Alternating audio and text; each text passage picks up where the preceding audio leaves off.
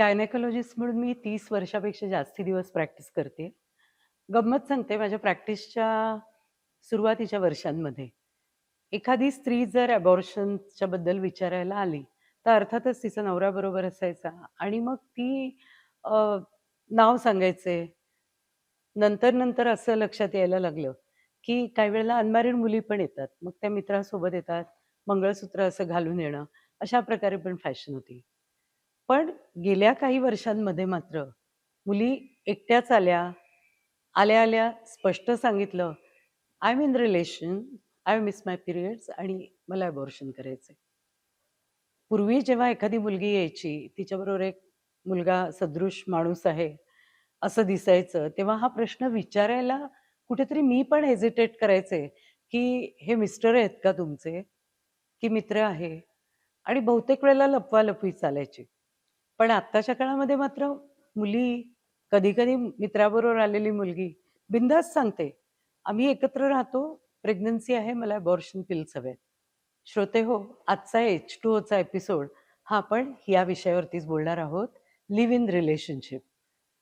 कारण खूप कॉमन आहे आजच्या काळामध्ये आणि मुख्य म्हणजे तुम्ही आम्हाला सुचवलेला असा हा विषय.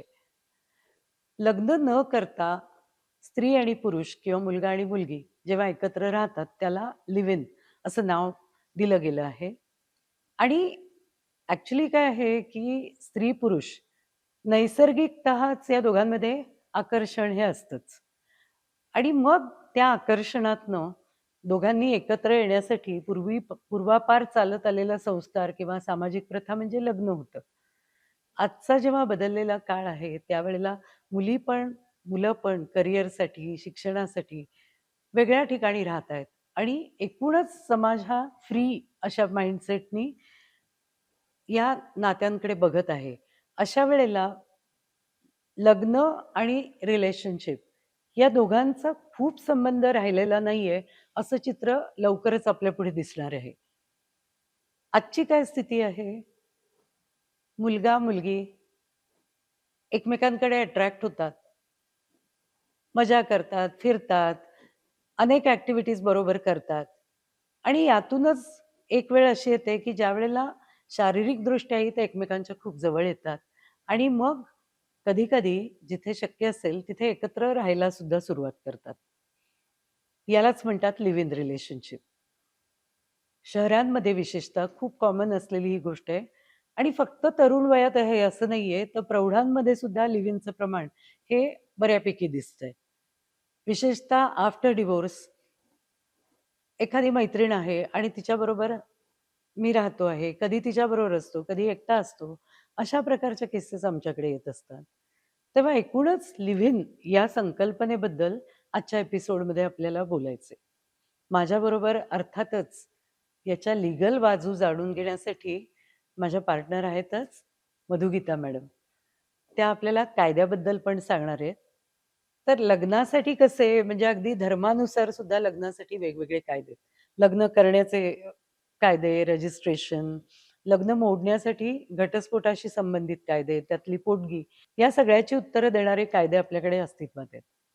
लिव्ह इनचं नेमकं कायदेशीर स्टेटस आज भारतामध्ये काय आहे, हे मॅडमकडनं जाणून घ्यायला आपल्याला आवडेल. नमस्कार. आजचा विषय आहे live in relationship. Live in relationship म्हणजे एकमेकांच्या सोबतीने दोन भिन्न लिंगी व्यक्तींनी राहणे. असं जर म्हटलं तर याच्याकरता आज पण समाजाला म्हणाल तशी मान्यता नाही. म्हणून आज हे चालू नाही आहे का? आहे. आणि प्राचीन काळापासून सुद्धा लग्न या संस्थेबरोबर अनेक बायका ठेवणं हे सर्वमान्य मानलं जायचं. ते खाली पण सर्व समाजामध्ये आपोआप भिनलेलं होतं. तेव्हा हे प्रश्न येतच नव्हते. प्रश्न केव्हा यायला लागले? जेव्हा आपल्या इथे द्विभार्या प्रतिबंधक कायदा हा निर्माण झाला. एका स्त्रीला असताना दुसरी स्त्री घरात आणल्यानंतर त्या दोन्ही बायकांची भांडणं, त्या दोन्ही बायकांशी असलेलं असामंजस्य आणि सगळ्यात महत्त्वाची गोष्टी म्हणजे कोणाचं कोणाशीच न पटणं, याच्यामुळे जास्ती भांडणं होऊन त्याच्यातून जी वाईट परिस्थिती निर्माण होत होती, तेव्हा कायदेशीर अशी एक तरतूद करण्यात आली, की बायगेमनी म्हणजे द्विभार्या प्रतिबंधक कायदा आला.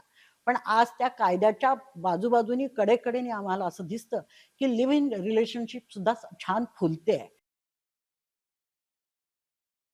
पण मॅडम एक गोष्ट नक्की सांगा, की या विषयावरती कायदा नाहीये आपल्याकडे, हे नक्की आहे.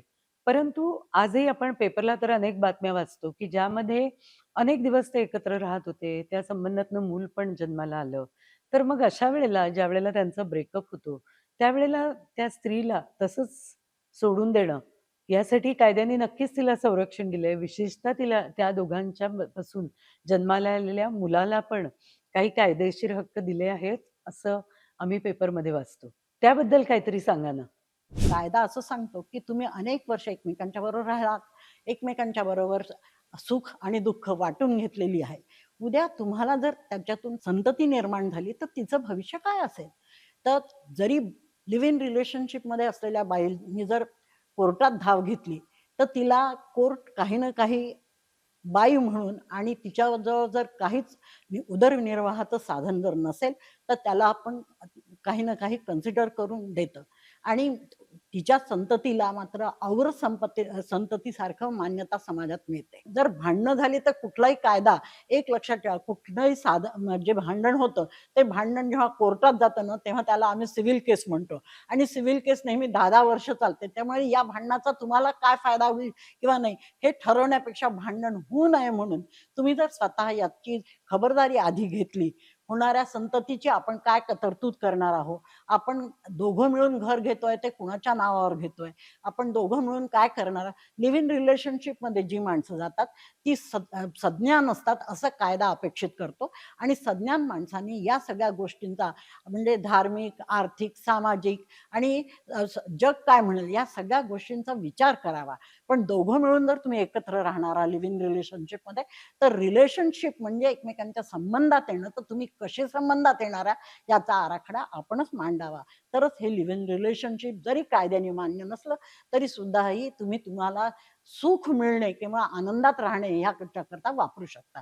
जोपर्यंत ही सृष्टी आहे, स्त्री आणि पुरुष यांचं अस्तित्व आहे, तोपर्यंत निसर्गानेच त्या दोघांना एकमेकांबद्दल अट्रॅक्शन निर्माण केलेलं आहे, एकमेकांची गरज पण आहे.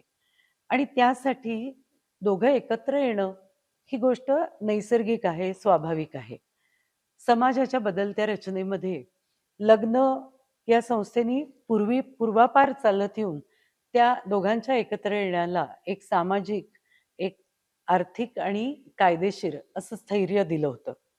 अर्थातच काळ बदललाय, विचार बदललेले आहेत, दोघांच्या लग्नापासूनच्या गरजा सुद्धा बदललेल्या आहेत आणि त्याच्यामुळे लग्नाची गरज प्रत्येकच जोडप्याला वाटेल असं नाहीये. कारण लिव्ह इन म्हणजे बिना बंधनाचं एकत्र राहणं. ज्याच्यामध्ये दारं उघडी असतात.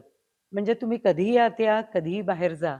किती दिवस एकमेकांबरोबर राहायचं, हे ठरवण्याचा अधिकार हा दोघांनाही आहे. कुठेतरी कायद्याची थोडी का होईना मदत त्यांच्यामध्ये जर पुढे डिस्प्यूट निर्माण झाले, तर त्यासाठी आज आपल्याकडे ती सुद्धा उपलब्ध आहे. मुख्य म्हणजे मगाशी मी जो एम-टी-पीचा उल्लेख केला, अबॉर्शनचा उल्लेख केला. त्याचा कायदा तर पहिल्यापासूनच ते स्वातंत्र्य फक्त आणि फक्त स्त्रीला देऊन आणि तिला सक्षम करत आहे. म्हणजे कुठल्याही प्रकारच्या अबॉर्शनसाठी आज तिला आपल्या पतीची किंवा मित्राच्या किंवा कोणाच्याही सहीची गरज नसते, जर ती सज्ञा नसेल तर. त्यामुळे कायद्याचा भाग त्या बाबतीतला मी थोडा बाजूला ठेवते. पण मुख्य म्हणजे आजच्या बदललेल्या परिस्थितीमध्ये लिव्ह इनमध्ये राहणारं एखादं जेव्हा जोडपं असतं, त्या जोडप्याला त्यांच्या मनाप्रमाणे स्वतःचं आयुष्य व्यतीत करणं आणि एकमेकांबरोबर राहणं, या दोन्हीचा एक समन्वय साधून आणि राहणं ही आज वस्तुस्थिती आहे. काळाच्या ओघामध्ये याही गोष्टी समाज पण स्वीकारेलच. कदाचित जास्ती मोठ्या प्रमाणामध्ये या गोष्टी घडायला लागतील, माहीत नाही. अर्थातच यामध्ये गरज कुठली आहे? समन्वयाची आहे. एकमेकांना समजून घेण्याची आहे. कारण कंपॅनियनशिप ही दोघांसाठीही खूप महत्त्वाची असते आणि आपल्या जिव्हाळ्याचं कोणीतरी माणूस आहे, ही भावना माणसाला कुठल्याही संकटातनं, कुठल्याही समस्येतनं बाहेर येण्यासाठी सुद्धा खूप महत्त्वाची असते. त्यामुळे लिव्ह इन असू देत, लग्न असू देत, एकमेकांना समजून घ्या, एकमेकांशी मोकळा, स्पष्ट आणि खरा संवाद साधा आणि जे काही नातं आपलं आज आहे, ते जास्तीत जास्त कसं पॉझिटिव्ह करता येईल, कसं फुलवता येईल, यासाठी दोघांनी प्रयत्न करा. अर्थातच काही अडचण आली, तर आम्ही आहोतच तुमच्या मदतीला. H2Oच्या पुढच्या भागामध्ये अवश्य भेटू. धन्यवाद.